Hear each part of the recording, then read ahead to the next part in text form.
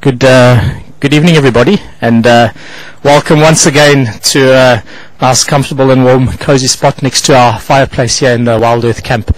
It's good to have everyone on board and everyone out here with us. It's myself, Marco, tonight, and Rexon's also here this evening.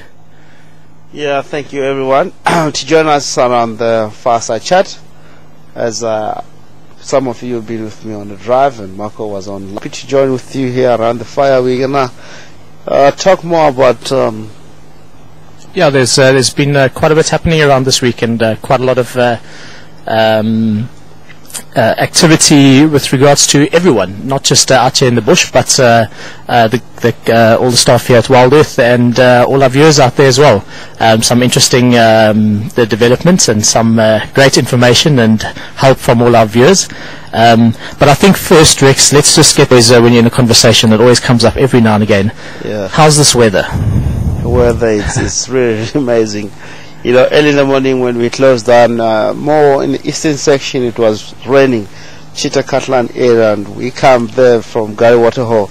This side was a little bit drizzling. I didn't understand why, but I get in the later stage during the course of the day, it was raining this side, but the other side it looked like it was not raining.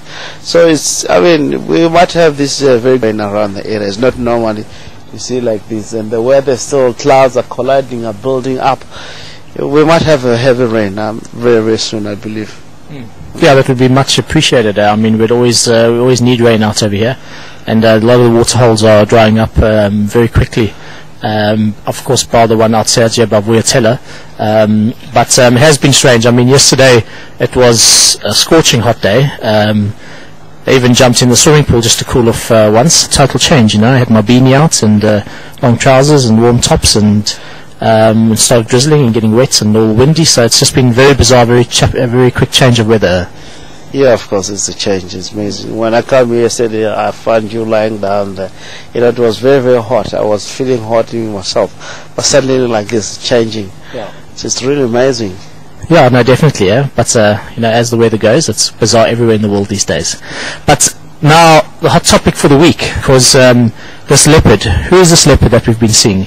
This male leopard out there by Garaga Shortcut, we've seen the last couple of days with the Daika kill.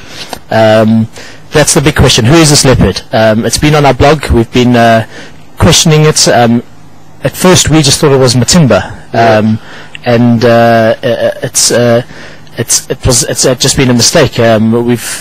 There's been a whole lot of research that's been done, and to all our viewers that were involved and the WildEarth wiki team that got involved with doing all the research and comparing the spots with Matimba from photos that we had, original photos that we had, and comparing photos with this leopard that we've been seeing over here now. Yeah. And I actually remember, Rex, it was in the middle of June. There was a male leopard that Peter spotted, and a lot of the guys were calling him Matimba as well. But Peter and a lot of our viewers have been comparing them and checking the spot patterning, and again, not Matimba. And what's very interesting is that I was looking at those leopard photos tonight. It's not Matimba, and it's not the same leopard that's we saw the last couple of days. So it's possibly a second unidentified leopard that we're not 100% sure of. It's really amazing. Yeah. You know, I mean, even myself on a drive yesterday, even asked, because I was a little bit confused. One chap called another, so I have asked the guide, who is this leopard actually? Because it seems like he's not the very. I mean, no one have exactly identification on the leopard, whether it's Matimba or not. We were not really sure. You know, all these leopards are moving down west. For us, if they call it like that, we just pick from the guides and let it. It's Matimba or someone else.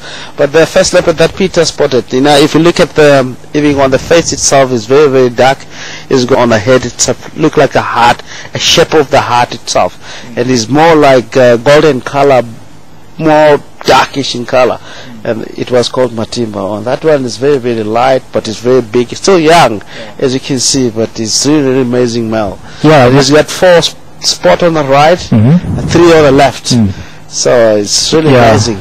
No, it has been, and it's been fantastic to get all this involvement from everyone out there, all our viewers out there, and to burning the midnight oil trying to get the results and trying to find out exactly what's going on. And what's been interesting is, I mean, as guides and out here, you get to know the leopard in your area.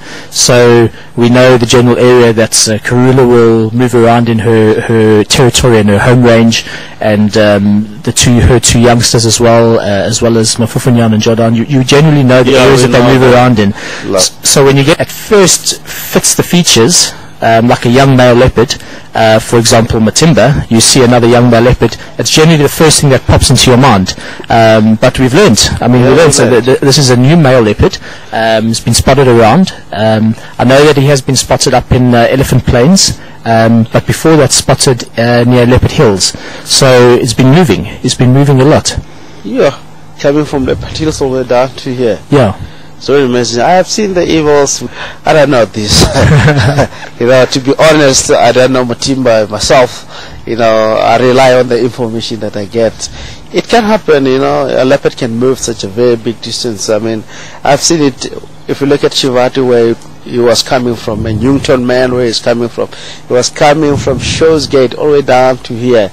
And a leopard can move such a big distance. It's something that can happen. It's very common, especially for a young male that's not Tory and has to go and find his own territory. There's already large males that have established territory, strong, more dominant males. So for a youngster, it can take a while and a lot of traversing to actually come across a piece of territory that he can utilize there.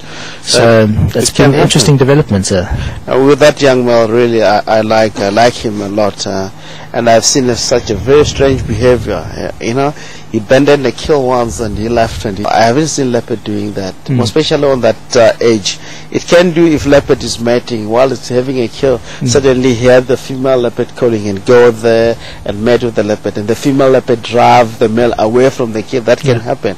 But for the young male, is really, really amazing. I haven't seen this. You mean the situation with this Daika kill? Daika kill. Yeah. I haven't seen it. It's my first time. I was like, oh, what's going on here? Yeah. And if you look at the male itself, it's such a very, very big male. He's still young, but he's such a big male. Yeah, he is. If he can settle around here and able to mate and spread out the gene, we have very good leopards around there. No, absolutely. It is. He is an absolutely beautiful male. But I have a good feeling that the reason he moved away from that Daika kill was heard rumor that you were feeling a little bit ill one day, and you had to take those. Well, you had chances to recover, and there's just something with Rexon and leopard. I still do not understand what's going on over here, because there's leopard every drive, not the easiest animal to find. They're difficult to track, and it might seem easy when you're out with Rexon, but then you just have to watch one of my game drives and you realize it's a little bit tougher than it actually seems. So I think when they heard that you were out for the drives, all the leopards disappeared from the area, although we did get lucky and we spotted Karula. But I'm not going to claim that that was a tracking exercise. We bumped into her at down at Treehouse Dam. Yeah. I've seen the tracks of Karula today. She went down south from Treehouse Dam. It's been long. Every day when I go out, it's first animal that I think is a leopard. That I have to find a leopard, and sometimes I have to track. I enjoy. I like. It's a species that I like the most.